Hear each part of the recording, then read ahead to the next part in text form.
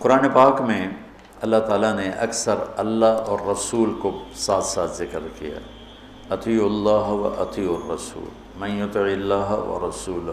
کل میں نے تھوڑا سا اس پہ بتایا تھا، تؤمنون باللہ و رسولہ، آمنوا باللہ و رسولہ، براءۃ من اللہ و رسولہ، اذان من اللہ و رسولہ، من یعص اللہ و رسولہ، من یشاقق اللہ و رسولہ۔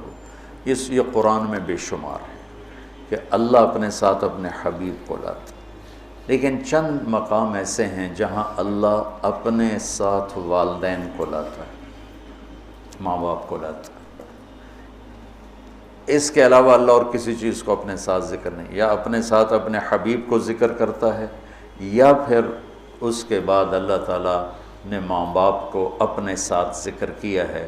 اس میں سے ایک مقام یہ ہے کہ اللہ تعالیٰ فرماتا ہے کہ اللہ کے ساتھ کسی چیز کو شریک نہ ٹھہراؤ اور والدین کے ساتھ احسان کرو، والدین کے ساتھ احسان کرو۔ وَقَضَىٰ رَبُّكَ أَلَّا تَعْبُدُوا إِلَّا إِيَّاهُ وَبِالْوَالِدَيْنِ إِحْسَانًا يَا بُنَيَّ لَا تُشْرِكْ بِاللَّهِ إِنَّ الشِّرْكَ لَظُلْمٌ عَظِيمٌ وَوَصَّيْنَا الْإِنسَانَ بِوَالِدَيْهِ۔ تو اللہ تعبدوا الا اللہ وبالوالدین احسانا، یہ قرآن میں کئی جگہ اللہ تعالیٰ نے اس کو اس طرح ذکر فرمایا کہ اپنے ساتھ والدین۔ اللہ کا شکر ہے کمزور سے کمزور مسلمان بھی مشرک نہیں ہوتا ہے، اس لیے اتنی جلدی کسی کو کہنا یہ مشرک ہے، یہ مشرک ہے، یہ مشرک ہے، یہ بڑی زیادتی کی بات ہے، بڑی زیادتی قبول ہے۔ اس سے احتیاط کرنی چاہیے، اس سے بچنا چاہیے۔ اللہ کے فضل سے مسلمان کے دل میں توحید ہے، وہ جہالت کی وجہ سے کوئی کچھ بول رہا ہوتا ہے، کوئی کچھ بول رہا ہوتا ہے، اس پر اس کو کافر قرار دے دینا، مشرک قرار دے دینا، یہ اتنا آسان نہیں ہے۔ تو میرا ملک تو ویسے ہی ٹکٹک کے کفر کے فتوے مل رہے ہیں، جتنے مرضی کٹوا لو، جتنے مرضی لکھوا، جنہوں مرضی کافر قرار دے دو، جنہوں مرضی، ہر قسم کے لوگ ہوتے ہیں۔ تو اللہ تعالیٰ ارشاد فرما رہے ہیں کہ ایک تو میری ذات میں شریک نہ ٹھہراؤ، یہ حرام ہے، اور دوسرا کیا ہے؟ بالوالدین احسان۔ احسان کا کیا مطلب ہے؟ کسی کام کو اس کی سب سے عالی شان خوبصورت شکل میں ادا کرنا، اس کو احسان کہتے ہیں۔ ہمارے اردو میں احسان کا مطلب ہے کسی کے ساتھ کوئی بھلا کر دینا، بغیر کسی معاوضے کے کسی کے کوئی ایسی مدد کر دینا، اس کو احسان کہتے ہیں۔ وہ بھی ہے، وہ بھی اس میں شامل ہے، لیکن عربی میں احسان ہے مل احسان ان تعبد اللہ کأنک تراہ فإن لم تکن تراہ فإنہ یراک۔ احسان کیا ہے؟ کسی جو کام بھی کرے، اچھائی کا، بھلائی کا جو کام بھی کرے، اس کو اعلیٰ درجے پر کرنے کا نام ہے احسان۔ تو اللہ تعالیٰ یہاں ارشاد فرما رہا ہے کہ والدین کے ساتھ احسان۔ اچھا ایک اس پہ ذرا غور کریں، اللہ تعالیٰ فرما رہا ہے آؤ میں تمہیں بتاؤں کہ حرام کیا ہے، ٹھیک ہے؟ کہتا ہے شرک نہیں کرنا ہے تو حرام ہے، اور والدین کے ساتھ احسان، یہ حرام کے نیچے کیسے آ گیا؟ کافی دیر میں اس کو سوچتا تھا کہ یہ ادھر تو اللہ کہہ رہا تعالوا اتل ما حرم علیکم ربکم، آؤ میں تمہیں بتاؤں کہ حرام کیا ہے، اللہ تشرکوا بہ شیئا، شرک نہ کرو، ٹھیک سمجھ آ گئی، وبالوالدین احسانا۔ اس کو پچھلے جملے سے یا تو نکالیں، یہ نیا جملہ ہے، اس کے نیچے لائیں تو پھر کیا مطلب ہے کہ پیچھے تو اللہ شروع کر رہا ہے، تو میں بتاتا ہوں حرام کیا چیز ہے، شرک، ٹھیک، اور والدین کے ساتھ احسان۔ تو اگر ہم ظاہری نظر سے دیکھیں اور غور نہ کریں تو یوں لگتا ہے جیسے والدین کے ساتھ احسان بھی حرام ہے۔ میری بات سمجھ میں آئی ہے نا؟ ایسا ٹھیک ہے؟ ہاں، یہاں اللہ تعالیٰ بڑی عجیب طریقے سے ماں باپ کی عظمت کو بتا رہے ہیں کہ ماں باپ کے ساتھ صرف احسان ہی مطلوب ہے، اس سے نیچے جو ہوگا وہ حرام ہوگا، حرام سے نہیں نکل سکو گے۔ اللہ نے ماں باپ کا حق اپنے بعد رکھا ہے، لا تقل لهما اف، جس کو ہم کہتے ہیں بیزاری سے ماں کو کہہ دیا باپ کو کہہ دیا اتنا بھی اللہ تعالیٰ فرما رہا ہے کہ اتنے کی بھی ہم گنجائش نہیں دیں گے ماں باپ کے سامنے۔ میرے نبی نے فرمایا میری ماں ہوتی اور میں عشاء کی نماز کے مصلی پہ کھڑا ہوتا اور سورۃ فاتحہ پڑھ رہا ہوتا اور میری ماں مجھے کہتی محمد، تو میں ماں کی خاطر نماز توڑ دیتا۔ جریج نے نماز نہ توڑی ماں کی پکار پر، اللہ کے نبی کا فرمانا اگر وہ عالم ہوتا تو نماز توڑ دے، وہ عابد تھا وہ نماز توڑ دیتا، اگر وہ عالم ہوتا تو وہ نماز توڑ دیتا، وہ نفل نماز تھی۔ تو اللہ تعالیٰ وَقَضَىٰ رَبُّكَ أَلَّا تَعْبُدُوا إِلَّا إِيَّاهُ وَبِالْوَالِدَيْنِ إِحْسَانًا، کہ تیرے رب کا فرمان ہے، تیرے رب کا اعلان ہے کہ بندگی صرف اللہ کی ہے اور احسان ہے والدین کے ساتھ۔ تو یہاں یہ ایک خوبصورت انداز میں تاکید کی انتہا ہے کہ احسان سے نیچے جو ہوگا وہ اسی حرام میں آئے گا، احسان سے بھی کوئی اوپر کی بات ہے تو وہ کر کے دکھا، وہ کر کے دکھا۔ جو ابو ہریرہ رضی اللہ تعالیٰ عنہ کی نے مسجد میں جہاد کی ترغیب سنی تو آ کے ہتھیار اٹھانے لگے۔ ماں نے پوچھا کہاں جا رہے ہو؟ کہا میں جہاد پہ جا رہا ہوں۔ تو کہنے لگی میں تو اکیلی ہوں، میرا پیچھے کیا بنے گا؟ کہا یہ نہیں مجھے پتا، بس میں جا رہا ہوں۔ تو انہوں نے بہت محنت کی، وہ مانے نہیں۔ پھر انہوں نے اپنے چھاتیوں کی طرف اشارہ کیا، دیکھو میں نے تمہیں یہ دودھ پلایا ہے، اس کے واسطے رک جا۔ کہا نہیں میں نہیں رکوں گا، ہتھیار اٹھا کے چل دیے۔ ان کی والدہ نے اللہ کے نبی کو پیغام بھیجا کہ میں نے دودھ کا واسطہ دیا پھر بھی یہ مجھے چھوڑ کے جا رہا۔ تو ابو ہریرہ جب آئے تو آپ نے منہ یوں پھیر لیا، میں آپ کو بتا چکا ہوں کہ آپ کی ناراضگی کی نشانی تھی کہ آپ دیکھ کے منہ یوں پھیر لے، آپ نے منہ پھیر لیا۔ تو ابو ہریرہ یا رسول اللہ خیریت تو ہے؟ کیا ہوا؟ کہ تیری ماں تجھے دودھ کا واسطہ دیتی ہے اور تو پھر ہتھیار اٹھا کے جہاد کو جاتا ہے، مجھے تیرے ایسے جہاد کی کوئی ضرورت نہیں، چل جا اپنی ماں کے پاؤں میں بیٹھ، وہی تیرا جہاد۔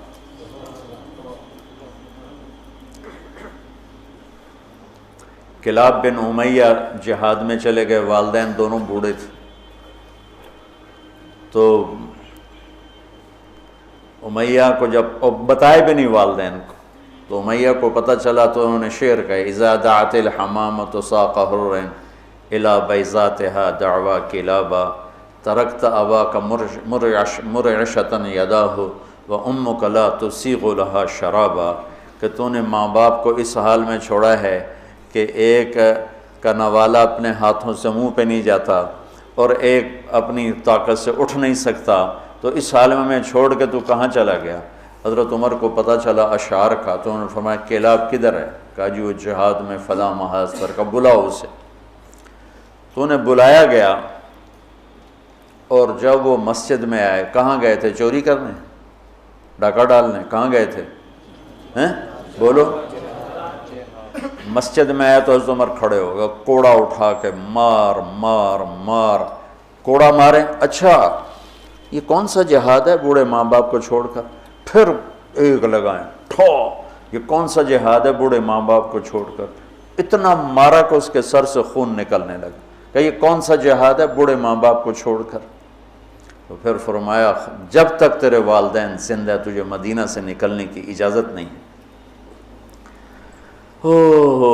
میرے نبی نے بتایا تھا نا قیامت کی نشانیوں میں سے ادنا صدیقہ و اقصی اباہ، کہ لوگ دوست کو گلے لگائیں گے، باپ کو دھکے دیں گے،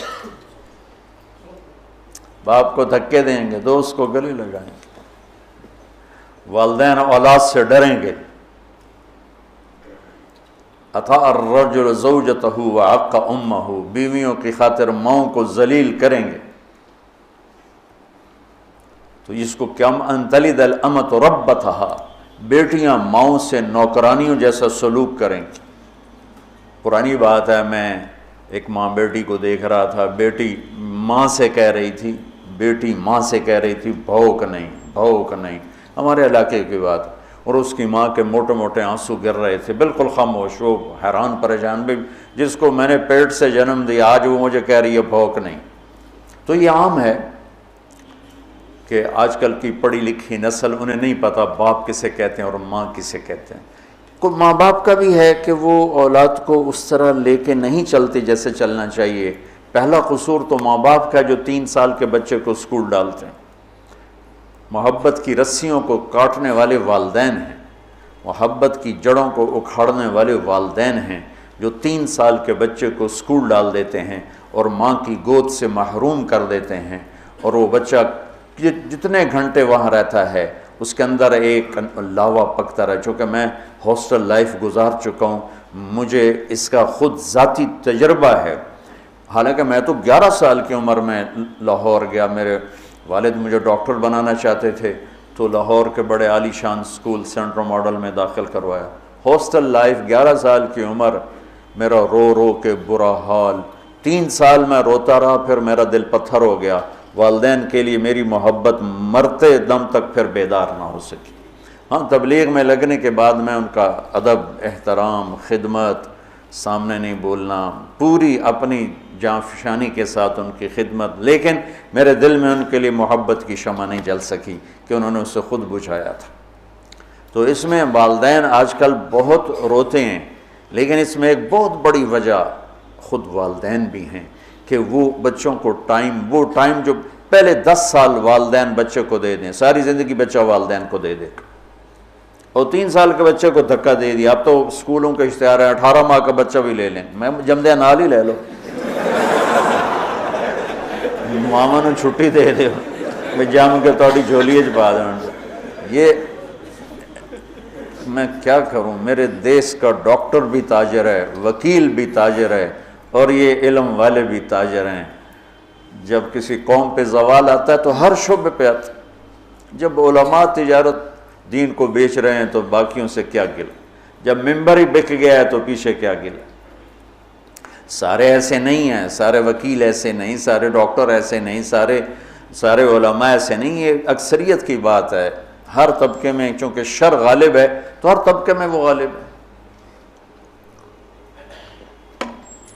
تو میرا رب کہتا ہے کہ ایک میری ذات میں شریک نہ ٹھہراؤ، اور ایک والدین سے احسان سے نیچے ہمیں قبول نہیں، احسان تک پہنچو گے تو قبول ہوگا۔ آپ جنت میں تشریف لے گئے تو قرآن کی تلاوت سنی، آپ نے فرمایا کون کر رہے تلاوت؟ انہوں نے کہا جی حارثہ بن نعمان ہے۔ کہا ہے حارثہ بن نعمان؟ وہ تو مدینے میں ہے۔ کہا وہ ماں کا خدمت گزار ایسا ہے کہ جب قرآن پڑھتا ہے ساری جنت کو سنایا جاتا۔ وہ ماں کے کیسے خدمت گزار تھے کہ ماں کے کپڑے خود دھوتے تھے، بیوی سے نہیں دھلواتے تھے۔ ماں کے لیے سالن روٹی خود بناتے تھے، بیوی سے نہیں بنواتے تھے۔ ماں کے سامنے بیٹھ کے ان کو روٹی ہاتھوں سے کھلاتے تھے، ان کو خود نہیں کھانے دیتے تھے۔ ماں کے سر میں تیل لگاتے تھے، کنگھی کرتے تھے، جوئیں نکالتے تھے، یہ سارا کام وہ کرتے تھے۔ 2 صحابہ کے بارے میں آتا ہے کہ والدین ماں کی وہ خدمت کی جو کوئی نہیں کر سکا، ایک حضرت عثمان اور ایک حضرت حارثہ بن نعمان، عثمان بن عفان اور حارثہ بن نعمان۔ اور حضرت امام زین العابدین علیہ السلام اپنے والدہ کے ساتھ روٹی نہیں کھاتے تھے۔ اور یہ ہمارے ہاں تو ہم اجمی لوگ ہیں نا، بخیل لوگ ہیں، اب وکھری پلیٹیں جو اپنی بوٹیاں پا لو، کوئی ہور نہ کھا لوے۔ تو عرب کٹھا کھاتے تھے، کٹھے بیٹھ کے کھانا آج بھی تعذیب ہے۔ ہم نے قطر کے بادشاہ کے دسترخوان پہ کھانا کھایا، وہ اور لوگوں کے ساتھ مل کے بیٹھ کے کھا رہا تھا۔ تو کسی نے کہا آپ ماں کی اتنی خدمت کرتے ہیں تو آپ ان کے ساتھ کھانا کیوں نہیں کھاتے؟ فرمایا کہ مجھے ڈر لگتا ہے کوئی ایسی بوٹی نہ اٹھا لوں جو میری ماں کی نظر میں اور میں اٹھا کے مجرم بن جاؤں، کہ وہ میری ماں کی نظر میں ہو اور میں اس سے پہلے اٹھا کے کھا لوں تو کہیں میں ماں کا مجرم نہ بن جاؤں، اس لیے میں ساتھ نہیں کھاتا ہوں۔ کسی نے حضرت علی سے پوچھا حسن آپ کے بیٹے کیسے ہیں؟ کہا میں جب چلتا ہوں تو میرے آگے نہیں چلتا، میرے پیچھے چلتا ہے۔ جب میں بیٹھنے لگتا ہوں تو پہلے مجھے بٹھاتا ہے پھر خود بیٹھتا ہے، اور جب میں گھر میں کمرے میں ہوتا ہوں تو گھر کی چھت پہ نہیں چڑھتا کہ باپ سے اوپر نہ ہو جائے۔ تو آج والدین بہت ذلیل ہیں اولاد کے ہاتھوں، بہت دکھی ہیں اولاد کے ہاتھوں، اور ان کی جو فریادیں وہ عرش کو ہلا دیتی، تو اپنے ماں باپ کی راحت بننا، ٹھنڈک بننا، خوشی بننا، یہ میرے رب کا پیغام ہے کہ وَبِالْوَالِدَيْنِ احسان۔